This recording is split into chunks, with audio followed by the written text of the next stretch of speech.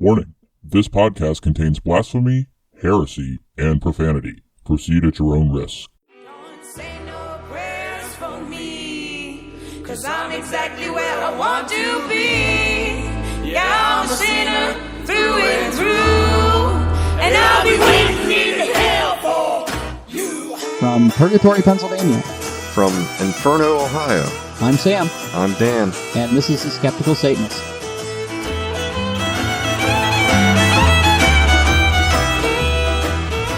On tonight's episode, Nichole will bring Satan to Pittsburgh. Dan and I will come for your Bibles and for your shoes. And Brittany will come for your bigotry. But first, I'll be talking to Nichole from the Friends of the Satanic Temple in Pittsburgh. Hi, Nichole. Why don't you tell us a little bit about yourself? My name's Nichole. Like you said, I'm one of the organizers for a Pittsburgh group. We are a Friends of group of the Satanic Temple. It's just awesome to get something up and started that I'm so passionate about.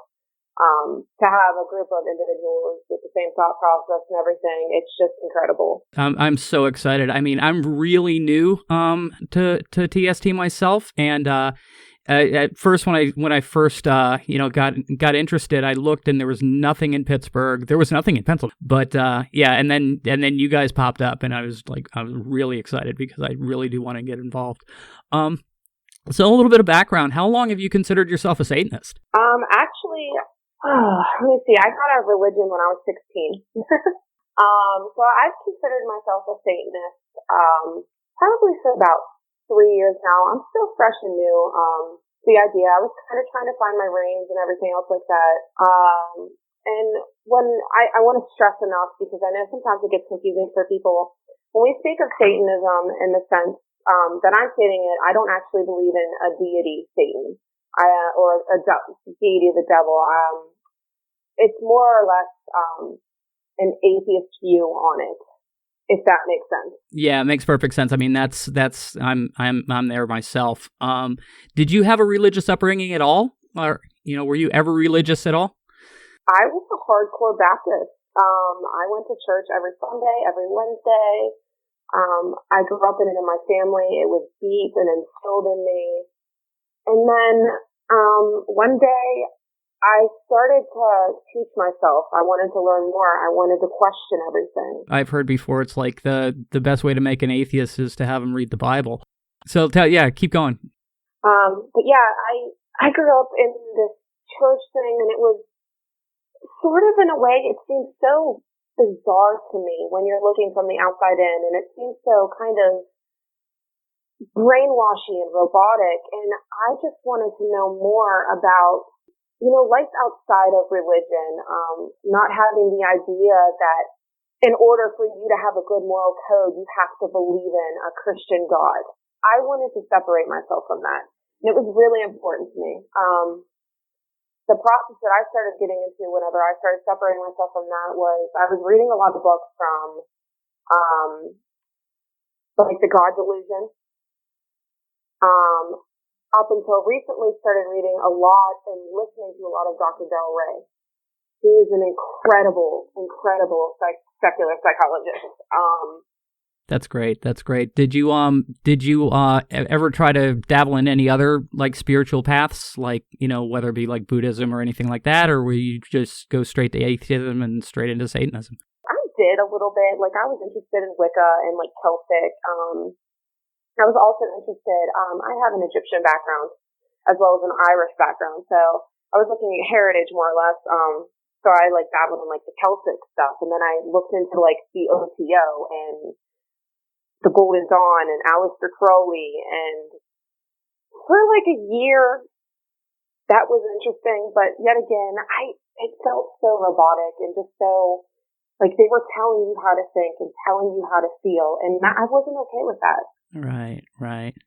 So how did you come across Satanism? A couple years ago, I was looking at LaVeyan Satanism and everything. Mm-hmm.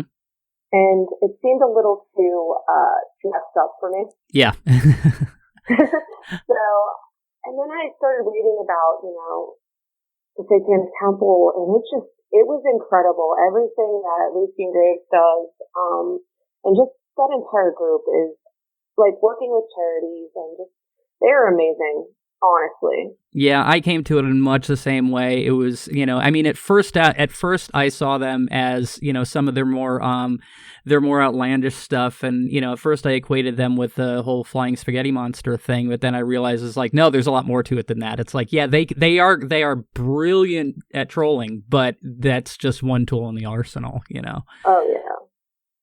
And there's a group of people there that they're so intelligent.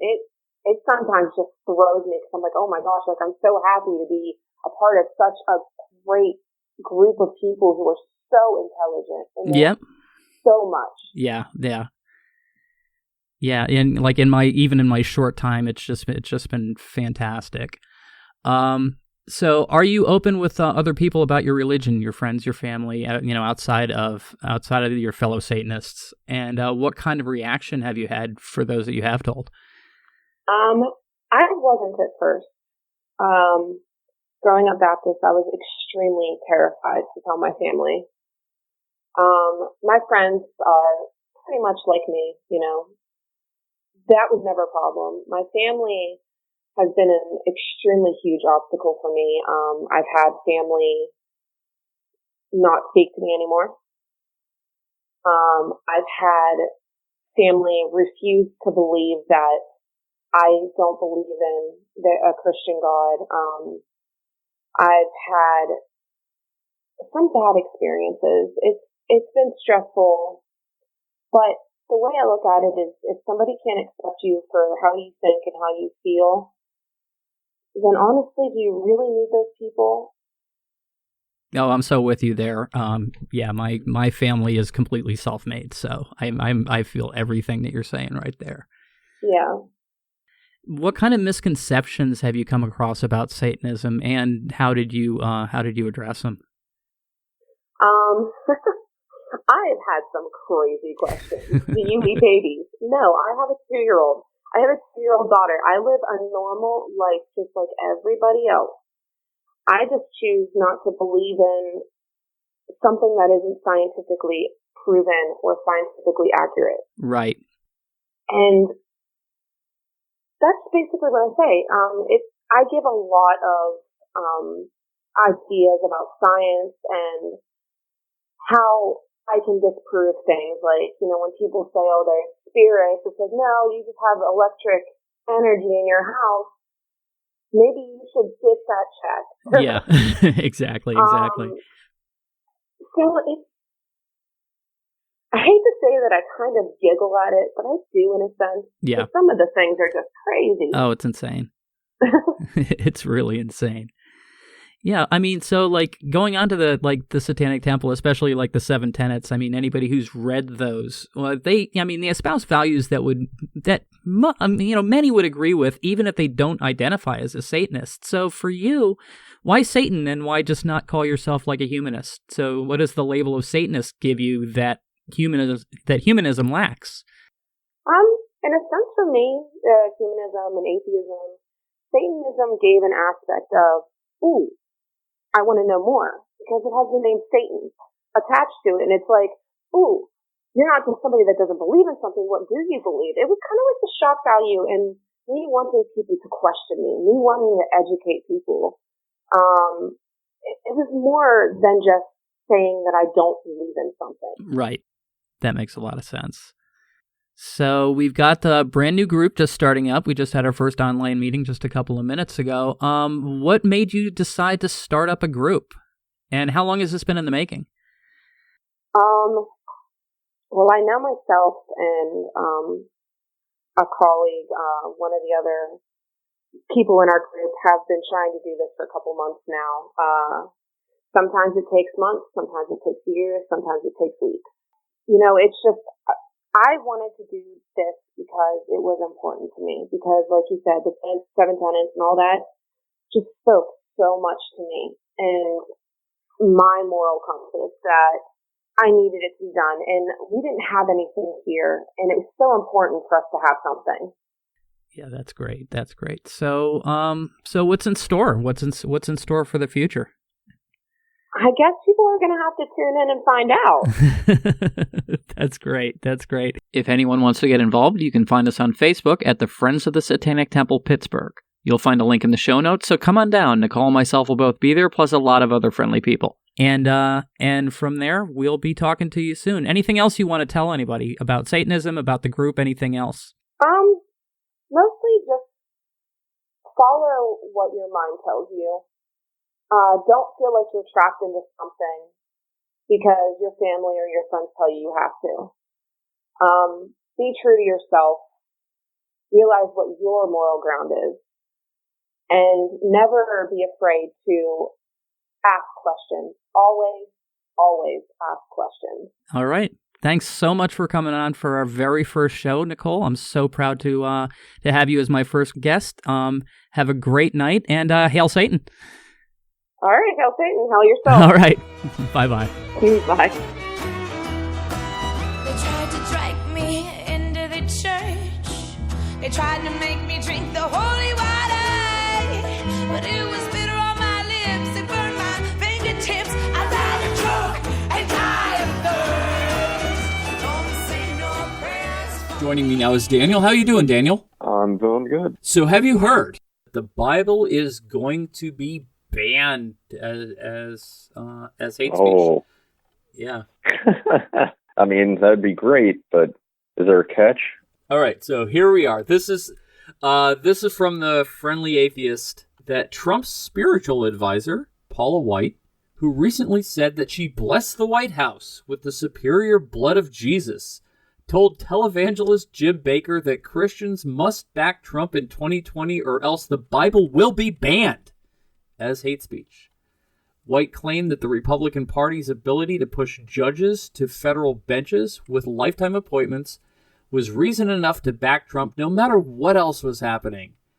Even if they personally dislike Trump, she warned, you're going to have to make a decision that won't be just held accountable here for how things turn out for you, your children, and your grandchildren. But you're going to have to stand accountable before God one day. If we can change the Supreme Court, you don't think all hell is trembling right now?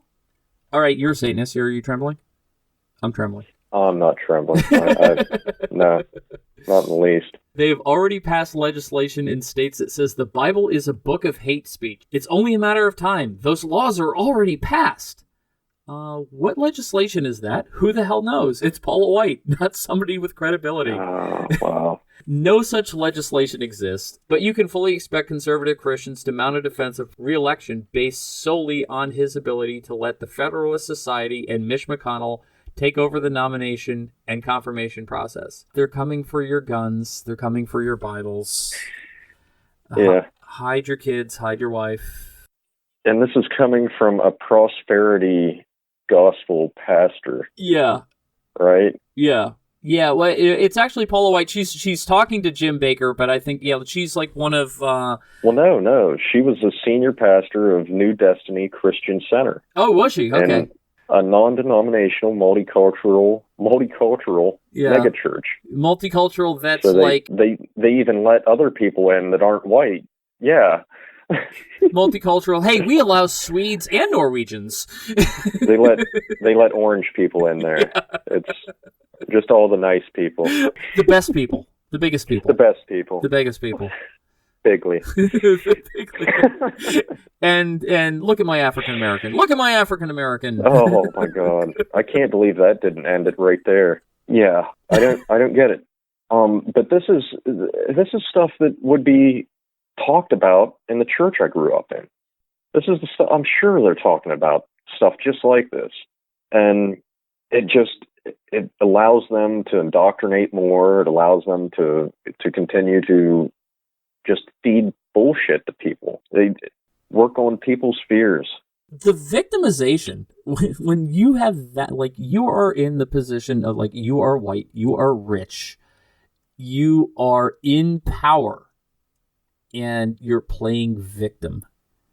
Exactly. Fuck you. Like, you've already got all of these sheep together, and you've already got their money and everything. You've already fleeced them. I mean, so what the hell is this? Why scare them more? Is it just trying to get more like squeeze the rest of the money out of the group? Or No, yeah, I think it's a culture of fear.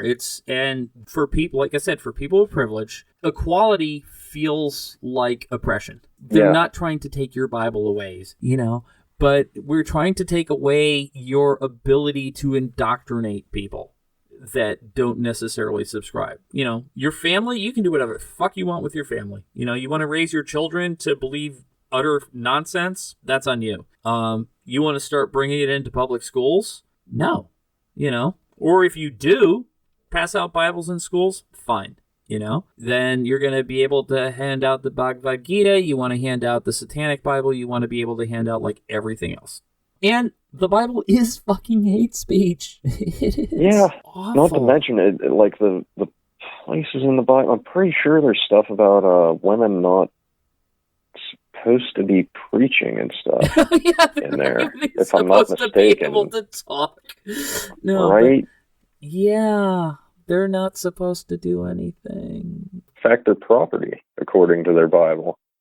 I can't imagine how getting your morals out of a book where I can't imagine it. I was in it, but it's just amazing now seeing it and looking back at it, indoctrinated into it all, and I bought into a lot of it without question. Still had the glazed over look on my face. Much like she does. It's hilarious. No, not quite that bad. I can't say that. But, it's Trump's spiritual advisor. I just can't. Why? They already think Trump's this great Christian man and everything, so why does he need a spiritual advisor? I mean, honestly, I will give him that because, like any leader should have advisors. You're not going to be the expert on everything, You might have good foreign policies. So are my taxes paying for this spiritual leader? Probably. Yeah. Probably. I don't think that's an official position, but it's, it's not a cabinet position, not fucking yet at least, but... If nothing else, she's getting to profit off the fame. And exactly. Anyway. It's more like people that they just tend to listen to, All right. Did you get your Jesus sneakers yet? I haven't gotten my Jesus sneakers yet. First, when you told me this, I was just thinking that it was going to be slippers with like the realistic looking feet, and have like a hole, like a realistic looking hole going through a foot, like on both feet. Oh, like what were they?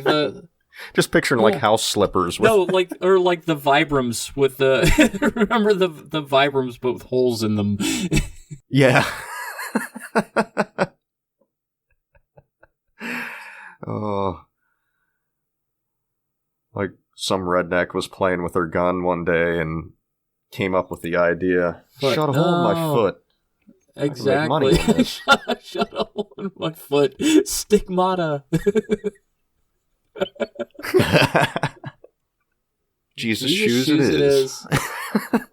But you know what's so funny? Within a week of the other, and I will link to both stories in the show notes. So within a week or two of the other, we had the Jesus sneakers, which were basically basically a social commentary about this whole crossover idea of two different companies merging to put out a product that has nothing to do with each other. So this guy created the Jesus sneakers that had water from the river, holy water from the River Jordan, and sold them for $3,000. And I think I have to look up the story, but there's also there is a new digital wearable product. It's a digital rosary. And as far as I can tell, it's a thing. No, it's okay. The wearable rosary. This is from the Vatican. It's the Catholic Church put this out. Like I think, they didn't make it themselves, obviously, but like they. No. Here's the story. This is from Engadget. The Vatican is hoping to attract tech-savvy youngsters to the Catholic Church with the launch of a click-to-pray e-rosary, a wearable device connected to a mobile app that's activated by making the sign of the cross. I'm just now seeing the new age of of Catholics, of Catholicism. It's going to be digital rosaries, and I mean, are they going to have virtual reality priest sessions or? Well, at least the VR priest won't be able to rape you. Yeah, that could be a good thing. You know. I mean, you don't know what they're doing off camera. That's the only thing. What amazes me is couldn't they have just made an app? No, it's attached to an app, but so you have the wearable, and then it's like the Apple Watch, but it's a rosary. But you know what? Okay, this is what I fucking love, right? And I don't get it though. Don't they go through the beads in their hands and stuff? Isn't that supposed to help them focus on their little and I think the way it the works. Whole idea of it. I didn't grow up right. So I think the way it works, it's like this little bracelet, and I guess as you rotate it around your wrist, then it tracks where you are in the rosary or something like that. I don't know, but this is what I love and. In case you lose your place. Well, I mean, if you got to say that, I think the whole point is, okay, you're supposed to say this thing 50 fucking times, and you'd be like, was that 37 or 30? So I think I do think that that's the whole point of the beads. Those repetitious words that their Bible warns against doing. So no, but this is what I love from the Engadget article that's cracking me up. Well, most don't think of the Vatican as the most tech-forward establishment. There are actually plenty of signs that the church is getting with the times. Who could forget Pope Francis starting his own Instagram account, or the Vatican using messaging app Telegram to communicate. What the fuck is Telegram? No, to communicate and help Catholics during Lent. So, hey, next up, they're going to have a MySpace page. What was the Telegram? Is that an app or something? It's a messaging app? What is? Never heard of it. Oh, no, I thought they were having a Biden moment there for a second or something. Going back to telegraphs and... Yeah. That was fucking Let me turn on the radio. Kids these nowadays, they listen to them records, them 8-tracks. I've never heard of it. Out of the loop. Yeah, it's just basically I guess it's just an instant messaging app that's not owned by Facebook. But you know what kills me? It's it's going to be a wearable because that's such a big thing. Yeah, it's a Fitbit for praying. I love how they took all of the things with I don't know. That could be something even if you weren't necessarily in the church or whatever anymore, that you could use those beads to help self-soothe or something, or to help count with anxiety and stuff like that. Meditation, I guess, to a certain extent. But you can get a set of beads for $3 or $4. This is This is $110 digital Fitbit type wearable thing to do rosary praying on. And it doesn't seem like it's nearly as, for the cost, what are you getting? You're getting another thing that you can, another, circular object you can put on you and count? I'm just wondering what the next one's going to be, what their next step is going to be. Are they going to have, a Crucify Jesus app out or something? What? Crucifixation? Crucifixion's a dawdle. It gets you out in the sun.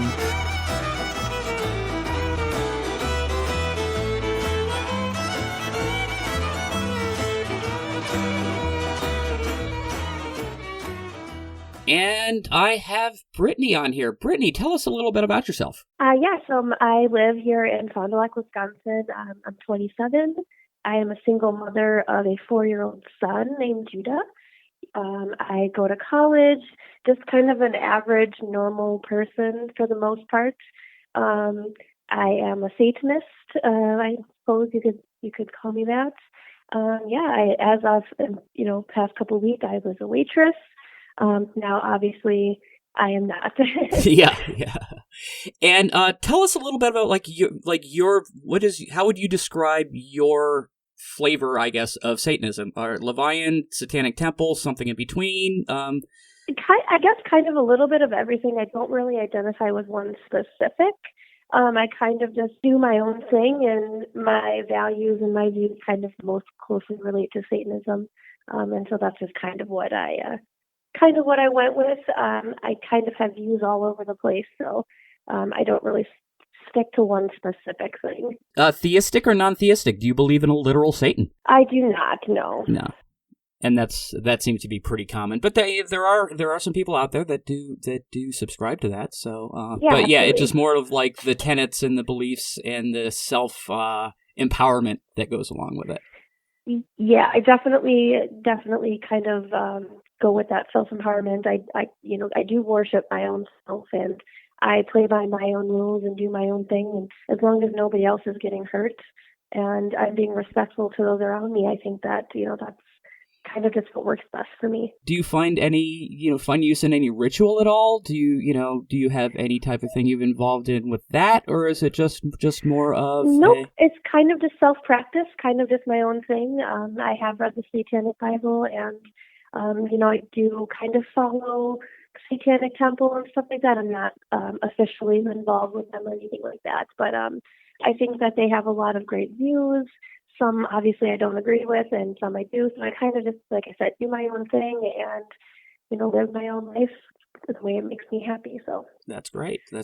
So you've received a lot of media attention the last couple of days. Tell us what happened. Yes. So I was working in a local restaurant, or bar and restaurant called Fat Joe's here in Fond du Lac. Mm-hmm. I've been there for about 2 months, so haven't been there too long. I just recently moved back to Fond du Lac. I grew up here, went to high school here, went off for college, and did the whole college thing and all that fun stuff. Just recently moved back here with my son so he could start school a little bit closer to family. So I was only there for about 2 months. It was Saturday night. I want to say it was the 12th, but I can't remember for certain the date. Sure. Just a normal Saturday night, nothing too out of the ordinary. A group of 3 came in, one being a transgendered woman. They're regulars. They come in every so often, usually have some appetizers, have a couple beers, and, go about their business. I was their server that night. Mm-hmm. Always have great conversation with them. They're always very polite. Never had any issues with them. They hung out for a couple hours, had their appetizers, had some beers, and they were kind of just wrapping up with their evening. When a table of 2 came in, which was an older couple, they sat closer to the bar, and I was standing near the bar, kind of scoping out the whole restaurant. I was kind of in between tables. All my tables were doing okay, so had a couple minutes to hang back, just kind of surveying. There was a band setting up, so just kind of checking everything out. Talking to some of the other servers, when I noticed that the older couple were kind of giving dirty looks and staring at the table with the transgendered woman. Mm-hmm.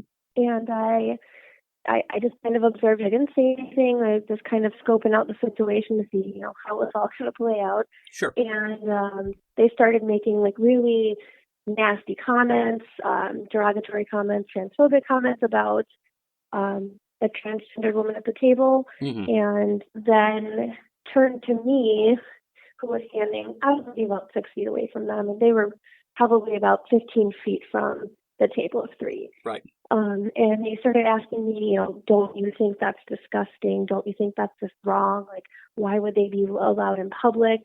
The transgender woman was wearing a dress. They were making comments about that. To which I immediately replied, no, I don't think that's wrong. And I walked away. Mm-hmm.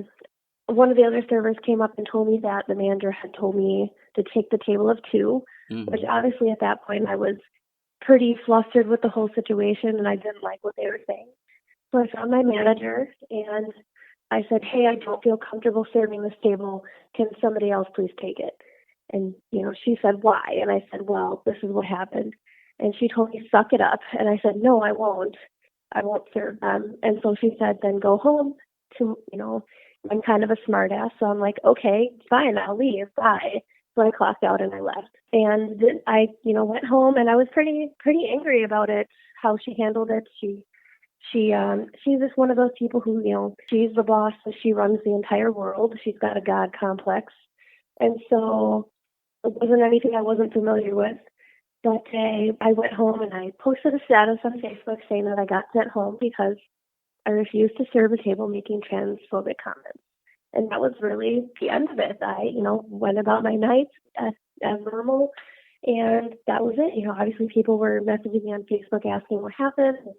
I didn't tag the business or say anything negative about the business, just said exactly what happened. Right. And so the next day I went in for a previously scheduled staff meeting. Mm-hmm. And when I got there, the manager pulled me into the office and basically told me, what you did last night, you refused to serve a table, and that makes you unreliable, so we're firing you. Mm. And, I immediately reiterated, so you're firing me because I refused to serve that specific table. Right. And, she said yes. And I said, so you're telling me if they had been making racist comments or anything like that, and, we have African Americans on the staff, we have other LGBTQ members on staff. And so I was, really surprised that she was taking it as far as she was, because anybody could have been in the situation and been, uncomfortable. We've had other staff members switch tables before. It's nothing unusual. Right. So I felt like she was really just kind of taking it out of hand. But, I said, if they were making racist comments, would you expect me to serve them too? And she said, yes, you don't have a choice. You have to stay neutral. You can't, whatever they're saying shouldn't matter to you. And I said, well, it does matter to me because, we can't let people say stuff like that. That's inappropriate. And she said, people say something like that all the time here. Like, you just have to ignore it. And I said, well, if that's, the way you choose to run your business, that's fine. But I don't, take kindly to that kind of thing. And I left, which then obviously I posted the status then saying I was fired. And that's kind of the one that blew up, and everybody started sharing it, and the media got contacted. They contacted me and ended up on a couple news stations. The paper did a story about it, and it's just been kind of blowing up since then. So yeah, that's and hey, good for you. And honestly, I don't believe for a second, like, for example, if you were African American and the couple had been making racial comments, I don't believe for a second that they would have made you wait on that table. And to be clear to the listeners, you do identify as LGBT? I do, yes. I am pansexual. Yeah, and are you open about that? Would your employers have known that? I'm not certain that the owners would know, but I have openly stated it with some of the other employees. Right, so it wasn't exactly a secret. I didn't just walk up to the owner and hey, by the way, I like I like girls and boys and everybody in between. But no, it's definitely something that I openly post on Facebook, which I was friends with the manager on Facebook, so she very well could have seen it. Mm-hmm. And obviously been pretty open with, the employees that I was close with. So it's not something that I hide. I'm pretty open about all of it. Right, and not that it even matters. It's like, even if you're just an ally, or if you might have family members or friends or whatever, and you would just be just as offended, but even more so when you're part of the community that you should not be asked. And I do. I have nieces and nephews who are half African American. I have cousins who are half African American. So if it had been something racial, I wouldn't have served them either. If they said something about Jewish people, I wouldn't have served them either. So if they're being hateful people, then obviously that's going to make me uncomfortable, and I'm not going to want to have anything to do with them. Right. And just to play devil's advocate here, and honestly, whichever however you feel about it is perfectly okay. Was the tipping point the fact that they were making the comments, or the fact that they really just tried to draw you into the conversation? And honestly, people are 150% entitled to their own opinion, and I will never, ever, ever tell anybody that they cannot have their own opinion, ever. I have some pretty, strong opinions on certain things that other people don't agree with, but I will never tell someone that they can't have their own opinion. But the moment you are in a public setting and you're saying those things out loud, especially such polar opinions, that's when you're crossing a line. And so, had they just been looking and maybe whispering to themselves, I probably wouldn't have said anything. But the fact that they were saying it verbally out loud and then including me in the conversation was just kind of too much for me to stand idly by and just listen to. And it really surprises me that the fact that they thought that they could, bring you into the conversation in the first place. I want to be clear to the listeners. If you don't know what Brittany looks like, if you haven't seen her picture, you don't look like a Mormon girl. Let's just put it that way. You're, visible tattoos, Yeah. Piercings, gauges, all that. You're not the, you don't look like a MAGA girl, Right. So. Right. And that was like a big thing for me too. Like, do I look like somebody who is going to agree with you? Because based on my appearance, I'm kind of an outcast. So like, Right. You're making fun of somebody who is outcast, like people who are being outcasted. So I would think that I would agree with you. Yeah, and and to be clear, I have been in your manager's position before. I've been in the restaurant business my entire life, on and off. I want our listeners to know, from a restaurant manager's point of view, that whenever a server is uncomfortable with a table, for whatever reason, it's common practice to let them pass off the table to another server, and if that's not possible, then the manager should take it to the thing yourself. Right. And if someone is working for tips, I'm like, I should have the right to say, hey, I'm not comfortable taking a table, or hey, can somebody else take the table? That's my money, so I should have, the choice whether or not I want to take it. Yeah, and absolutely, and and the safety of the servers is important. It's I've had servers where it's like, hey, these guys are being creepy, or it doesn't matter, and it's usually not. It's usually done without question. It's like, I'm not comfortable with this table. They're being rude. They're being creepy.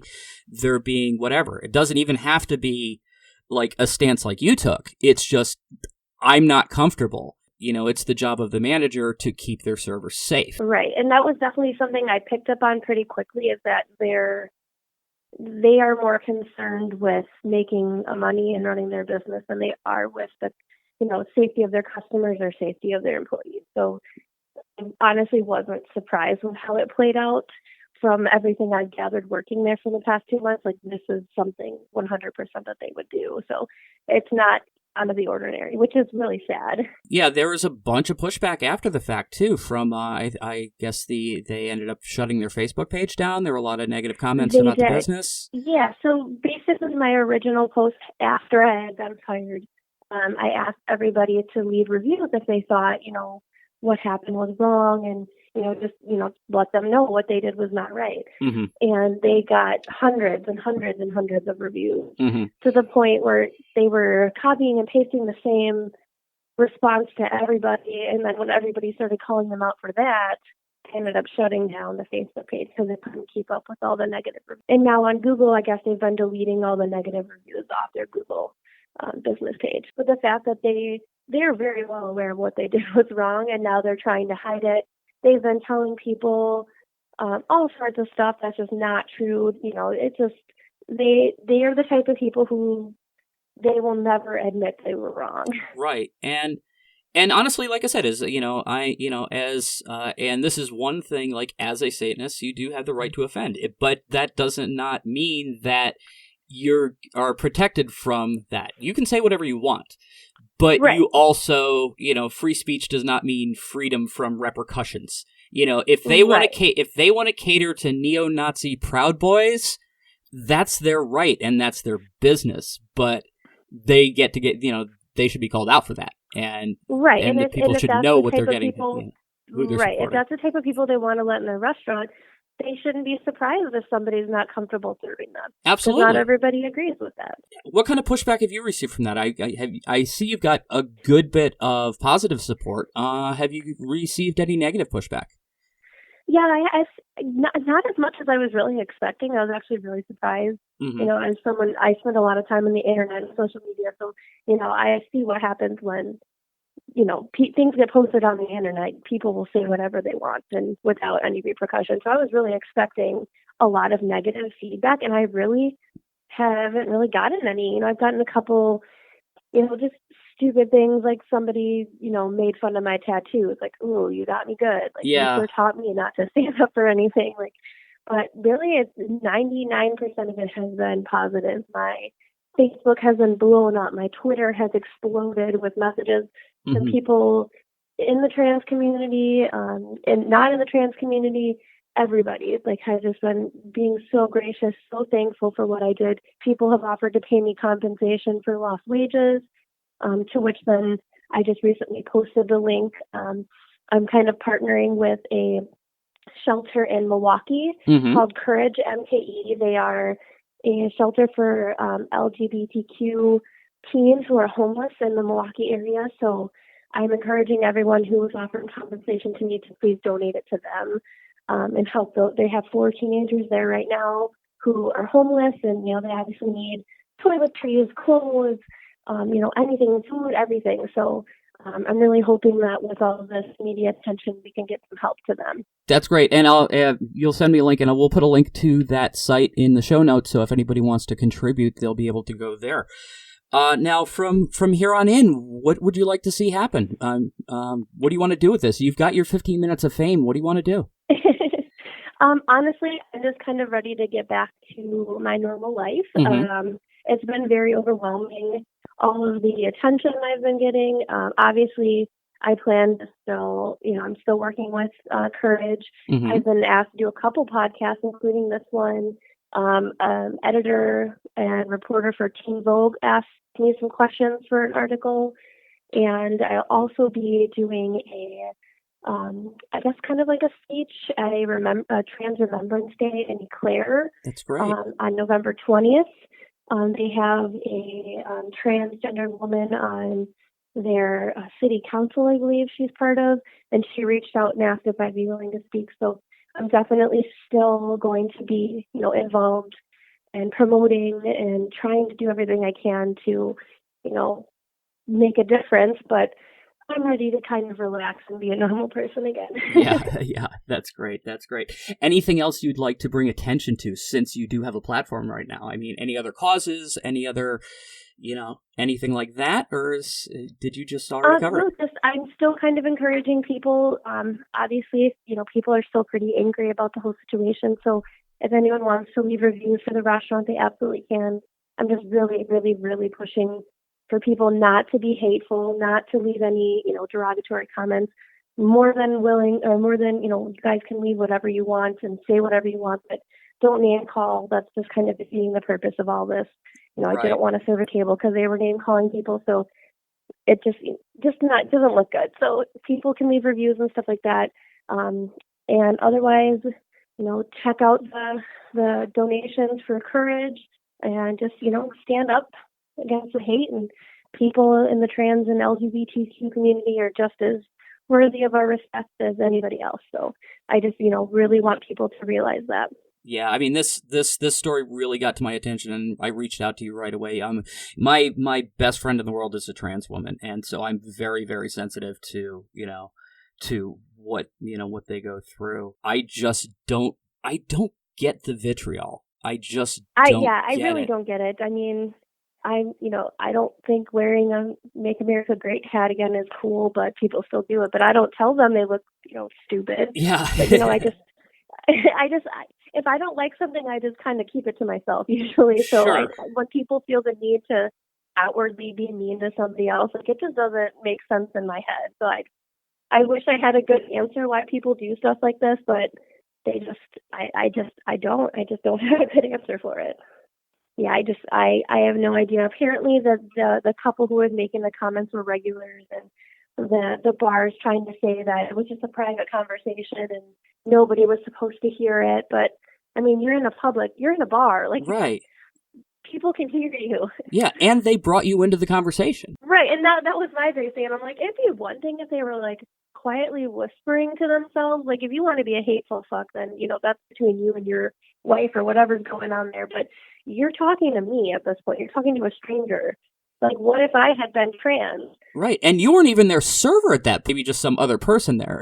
Yeah, I didn't know that I was going to be serving the table until after this had happened. And at that point, I was like, I'm not going back over there, so someone else needs. All right, I think that's all I got. Anything else you want to say? No, I don't think so. I think, I covered everything pretty well. So I just hope that the story gets out and that, by one small act of refusing to serve a table, we can, kind of make a difference in the world. So I don't know how familiar you are. You said you're kind of loosely associated with the Satanic Temple, but the second tenet reads, "The struggle for justice is an ongoing and necessary pursuit that should prevail over laws and institutions," and I think your actions embody that more than anybody I've seen in a long time. So, well, thank you. Yes, thank you. I appreciate that. And thank you so much for standing up for our friends, and hopefully we'll hear from you again soon. And yeah, I like that. All right, you take care. Thank you. Thank you. Bye. Views expressed on this show belong solely to ourselves and don't represent those of the Satanic Temple or any other organization. If you want to talk to us, you can send us a message on Facebook, send us an email at skepticalsatanist@gmail.com, or leave a voicemail at 412-282-3522. Our artwork was provided by Jamie Koptic. You can find her original work at jamiekoptic.weebly.com. Music by the Bridgeton Sinners and used by permission. You'll find them on Facebook or at flailrecords.com. Thanks for listening. Hail Satan and hail you. Don't say no prayers for me, 'cause I'm exactly where I want to be. Yeah, I'm a sinner through and through, and I'll be waiting